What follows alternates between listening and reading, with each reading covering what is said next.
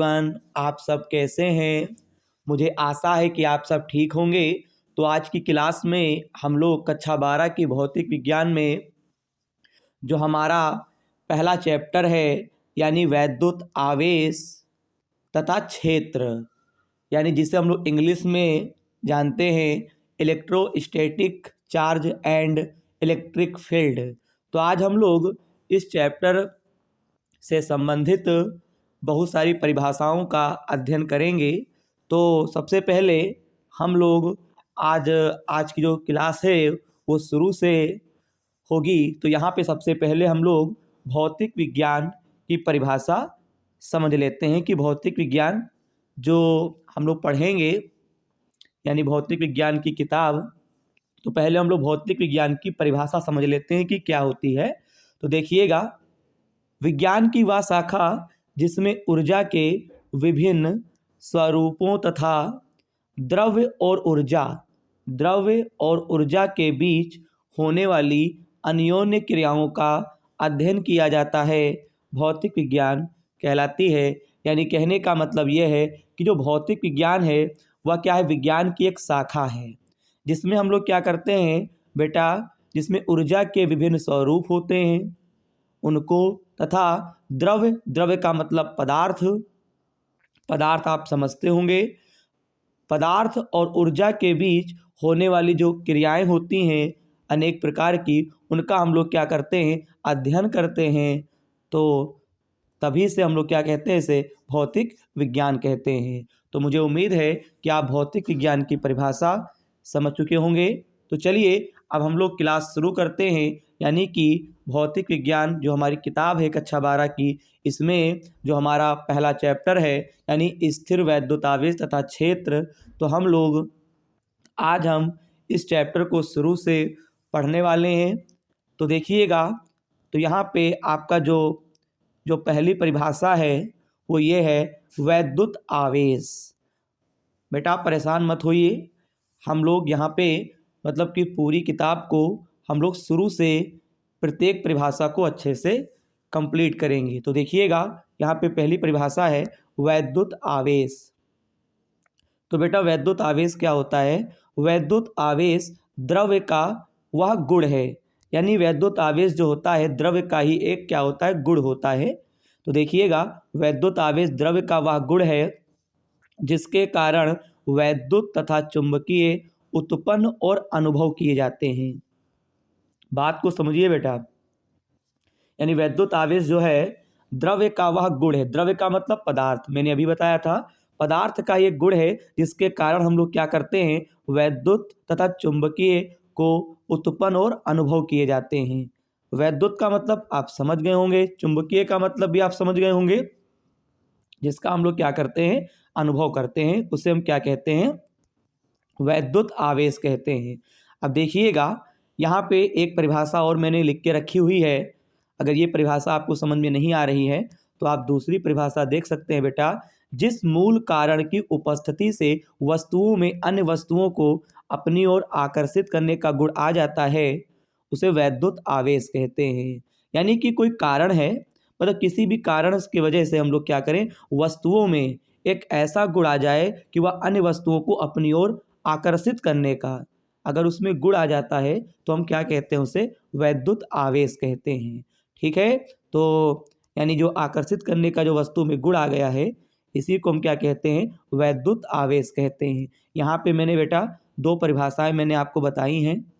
ठीक है, तो आप दोनों में से कोई भी एक परिभाषा पेपर के टाइम आप याद कर सकते हैं और कॉपी पे लिख सकते हैं। चलिए अब हम लोग इसके कुछ एग्जाम्पल देख लेते हैं।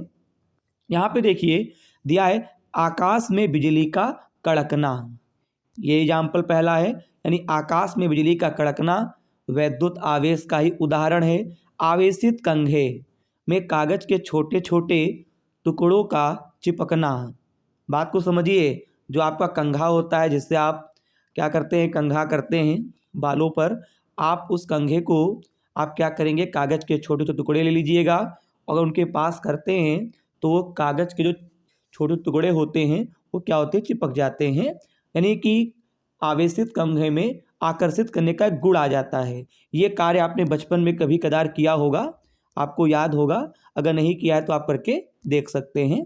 आगे देखिए, यहाँ पे तीसरा एग्जाम्पल है, बस की सीट पर इधर उधर खिसकने पर सीट में लगी लोहे की छड़ को स्पर्श करने पर झटके का अनुभव करना है। ठीक है, यानी अनुभव करना, ये क्रिया चाहे आपने ना की हो, करके देख सकते हैं। यानी कि जो बस की सीट होती है, आप बस की सीट पर लहराते हुए आप इधर उधर खिसकेंगे। ठीक है, तो आप क्या देखेंगे कि जब बस की सीट पर आप इधर उधर लहराते हैं, यानी आप इधर खिसकते हैं, तो देखिएगा जो बस की सीट में जो बेटा लोहे की छड़ लगी होती है, अगर आप उसको स्पर्श करते हैं तो देखिएगा आपको झटके का अनुभव होगा। ठीक है, आप महसूस करेंगे। तो ये सब जो भी एग्जाम्पल मैंने बताए हैं, ये वैद्युत आवेश के थे। तो देखिएगा, अब हम लोग आगे बढ़ेंगे। चलिए आगे देखिएगा, यहाँ पे नोट में आपको क्या लिखना है, समान प्रकृति के आवेश एक दूसरे को प्रतिकर्षित करते हैं। ठीक है बेटा, बात को जरा समझिए। आवेश को हम क्यों से लिखते हैं, हम लोगों ने पिछली क्लासों में पढ़ रखा है। तो देखिएगा, यानी कि समान प्रकृति, यानी कि प्लस प्लस, यानी प्लस क्यों आवेश है और प्लस क्यों आवेश है। ये प्रकृति, अगर प्रकृति समान है तो ये एक दूसरे को क्या करेंगे, प्रतिकर्षित करेंगे। प्रतिकर्षित का मतलब आप जानते हैं। ठीक है, एक दूसरे से दूर भागना, प्रतिकर्षित हो जाएगा अपने हिसाब से। अब देखिएगा, अब जैसे कि प्लस और प्लस आवेश था, तो देखिए क्यों के सामने प्लस का सिंबल है और इस क्यों के सामने भी प्लस का सिंबल है। इसका मतलब है कि बेटा इनकी प्रकृति क्या है, समान है, तो ये क्या करेंगे, प्रतिकर्षित करेंगे। इसी प्रकार से देखिए बेटा, यहाँ पे माइनस क्यों है, इधर भी माइनस क्यों है, तब भी देखिए बेटा इस क्यों के सामने आपका माइनस का निशान है और इस क्यों के सामने भी माइनस का निशान है। तो बेटा इनकी जो प्रकृति है अभी भी क्या है, समान है, तब भी ये क्या करेंगे, प्रतिकर्षित करेंगे। आई होप कि आप समझ गए होंगे। अब आगे देखिएगा, अगर हम आगे बात करें नंबर 2 की, यहाँ पे नोट में लिखा हुआ है, विपरीत प्रकृति के आवेश एक दूसरे को आकर्षित करते हैं।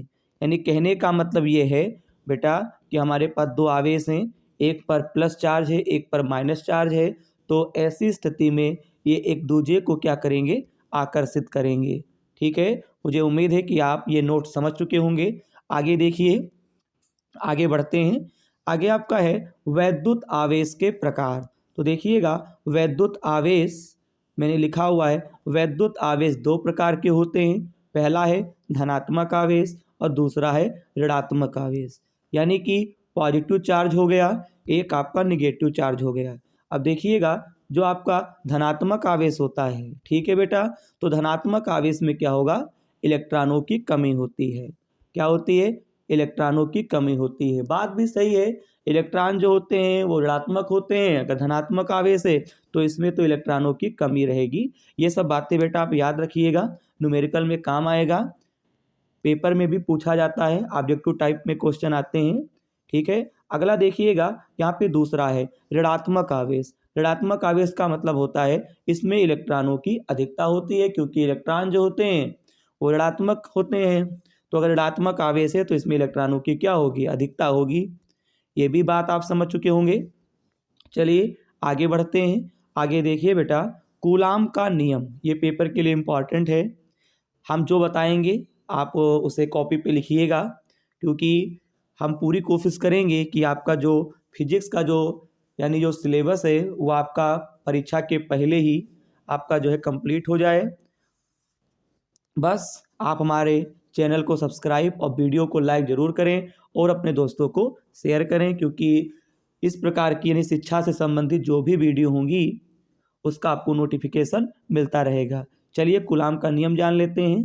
किन्हीं दो बिंदु आवेशों के मध्य लगने वाला आकर्षण, देखिएगा सबसे पहले देखिए डायग्राम बना हुआ है। हमारे पास एक निकाय हमने मान लिया, इधर आपका Q1 आवेश, इधर Q2 आवेश है। इन दोनों आवेशों के बीच की दूरी क्या है, R है, जैसा कि आपको दिखाई पड़ रहा होगा डायग्राम में। तो देखिएगा इसी डायग्राम के ऊपर ही जो है देखिए एक थ्योरी लिखी है, वो क्या है वो देखिए, किन्हीं दो बिंदु आवेशों के मध्य लगने वाला आकर्षण अथवा प्रतिकर्षण बल। देखिए आकर्षण अथवा प्रतिकर्षण बल दोनों आवेशों के गुणनफल के अनुक्रमानुपाती और उनके बीच की दूरी के वर्ग के व्युत्क्रमानुपाती होता है। देखिएगा कितना साफ शब्दों में लिखा हुआ है। देखिए किन्हीं दो बिंदु आवेशों के मध्य लगने वाला आकर्षण या तो प्रतिकर्षण, ठीक है, या तो आकर्षण हो सकता है या तो प्रतिकर्षण हो सकता है, ठीक है, दोनों में से कोई एक बात हो सकती है। तो देखिएगा आकर्षण अथवा प्रतिकर्षण बल दोनों आवेशों के गुणनफल के अनुक्रमानुपाती, ठीक है। तो देखिएगा यानी कि F अनुक्रमानुपाती यानी Q1 और Q2, यहाँ पे देखिए इसको मैंने लिखा हुआ है समीकरण नंबर 1। तो समझ गए होंगे इस हिंदी का क्या मतलब हुआ। आगे देखिए उनके बीच की दूरी के वर्ग के व्युत्क्रमानुपाती होता है, यानी बेटा F व्युत्क्रमानुपाती 1/r², ठीक है। यहाँ पे देखिएगा इसे समीकरण नंबर 1 कह दिया गया, इसे समीकरण नंबर 2 कह दिया गया। समीकरण 1 व 2 से तो देखिएगा दोनों समीकरणों को मिलाएंगे तो यहाँ पे लेफ्ट साइड जो है F है, तो यहाँ पे F एक बार हो गया, अनुक्रमानुपाती एक बार लिख देंगे, ऊपर आपका Q1 Q2 और फिर नीचे क्या है 1/r²। तो देखिएगा Q1 Q2 ऊपर लिखेंगे, बटे में r² कर देंगे। देखिएगा जब भी अनुक्रमानुपाती का निशान हटता है तो यहाँ पे कांस्टेंट लगता है, यह आपने पिछली क्लासों में भी पढ़ रखा है, ठीक है। और वो कांस्टेंट यहाँ पे क्या लगता है वो देखिए, F बराबर आपका लगेगा 1/4 पाई एप्सिलॉन नॉट, और फिर यहाँ पे देखिएगा Q1 Q2 बटे r², ये पहले भी था अब भी है। कांस्टेंट आपका आया 1/4 पाई एप्सिलॉन नॉट बराबर नियतांक, मैंने लिख भी दिया हुआ है, यानी 1/4 पाई एप्सिलॉन नॉट, और यहाँ पे हमने क्या लिखा है नियतांक, ठीक है। अब देखिएगा ये जो नियतांक आया है न्यूमेरिकल में बहुत जगह अप्लाई होता है, तो इसका मान होता है 9 × 10⁹, मात्रक क्या होता है न्यूटन इंटू मीटर स्क्वायर प्रति कूलाम स्क्वायर। इसका मात्रक आप निकाल सकते हैं, जैसे कि 1/4 पाई एप्सिलॉन नॉट का आपको मात्रक पता करना है तो बेटा आप क्या करेंगे, यहाँ पे देखिए यहाँ पे हम क्या करेंगे F की तरफ हम r² ले आएंगे और बटे में क्या करेंगे Q1 और Q2 आ जाएगा, ठीक है। अब देखिए F होता है और साइड में आपका तो क्या रहेगा, साइड में आपका ये नियतांक रहेगा। मेरी बात आप समझ रहे होंगे, समझने का प्रयास करिए। F का मतलब होता है न्यूटन, यहाँ पे न्यूटन लिख दिया गया। R का मतलब दूरी, दूरी यहाँ पे r² तो मीटर स्क्वायर हो गया, और फिर बटे का निशान और कूलाम स्क्वायर। वो आई होप कि आप समझ गए होंगे। आगे देखिएगा इसी के आगे हम लोग समझते हैं सतत आवेश वितरण। ये क्या होता है, किसी वस्तु को दिया गया आवेश, किसी वस्तु को दिया गया आवेश उस पर जब समान रूप से वितरित हो जाता है तो उसे सतत आवेश वितरण कहते हैं। कोई वस्तु है और उस पर हम क्या दे रहे हैं आवेश दे रहे हैं, तो देखिएगा अगर उस पर समान रूप से बट जाएगा वितरित हो जाएगा तो उसे हम क्या बोलते हैं सतत आवेश वितरण बोलते हैं, ठीक है। कोई कठिन परिभाषा नहीं है, सारी परिभाषाएं आपकी आसान हैं, ठीक है। हम जब भी आपको कोई भी परिभाषा पढ़ाएंगे तो वो जितनी भी डिफिनीसन है वो सब आसान है, परेशान मत होइएगा। अब देखिएगा और इतने शॉर्टकट में आपको कोई भी टीचर लिखवाएगा नहीं, ठीक है। हम पूरी कोशिश कर रहे हैं कि हम आपको कम से कम वर्ड में आपको हम डिफिनीसन बताएं, ठीक है, परिभाषा यानी बताएं। आगे देखिएगा रेखीय आवेश वितरण। जब आवेश का वितरण ये क्या होता है, ये इंपॉर्टेंट है, मैंने लिख के रखा हुआ है। हम जो भी क्वेश्चन कहें ये जरूर आप याद करिएगा, परीक्षा के टाइम आसानी रहेगी। देखिएगा जब आवेश का वितरण किसी रेखा के अनुदिश एक समान रूप से होता है उसे रेखीय आवेश वितरण कहते हैं, ठीक है। यानी कि जब आवेश का वितरण किसी रेखा के अनुदिश एक समान रूप से होगा तो उसे हम क्या कहेंगे रेखीय आवेश वितरण कहते हैं, ठीक है। ये लाइन आपको समझ में आ रही होगी। अब आगे देखिए आपको यहाँ पे क्या दिखाई पड़ रहा है, रेखीय आवेश वितरण की प्रति एकांक लंबाई पर आवेश की मात्रा को रेखीय आवेश घनत्व कहते हैं। यहाँ पे एक परिभाषा मैंने और बता दी, यानी कि यहाँ पे देखिए जब समान रूप से होता है आवेश का वितरण तो उसे रेखीय आवेश वितरण कहते हैं, और रेखीय आवेश वितरण की प्रति एकांक लंबाई पर आवेश की मात्रा को क्या कहते हैं रेखीय आवेश घनत्व कहते हैं, इसे लैम्डा से प्रदर्शित करते हैं। जैसे कि लैम्डा बराबर फार्मूला यहाँ पे क्या लिखा हुआ है, लैम्डा बराबर फार्मूला लिखा हुआ है dQ/dl। ठीक है, ये भी पेपर में अक्सर पूछा जाता है, न्यूमेरिकल भी लगाए जाते हैं बेटा। यहाँ पे लैम्डा बराबर dQ/dl है, तो यहाँ पे अगर इसके मात्रक की अगर बात करें तो क्यू का मतलब होता है आवेश, आवेश का मात्रक होता है कूलाम। जैसे कि हम आपको थोड़ा अलग बताते हैं, जैसे कि सूत्र है dQ/dl।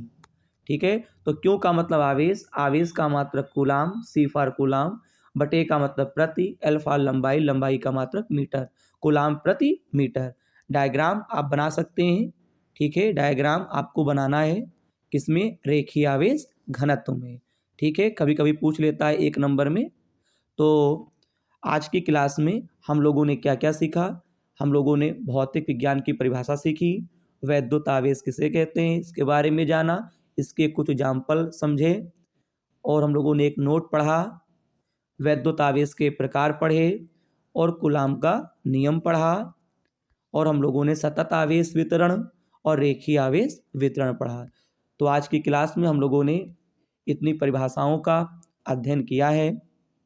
अब इस चैप्टर से संबंधित जो आगे की परिभाषाएं हैं उनका हम लोग अध्ययन अगली वीडियो में करेंगे।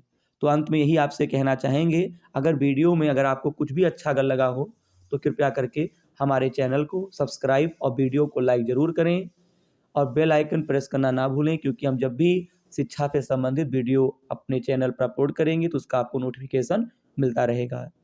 धन्यवाद।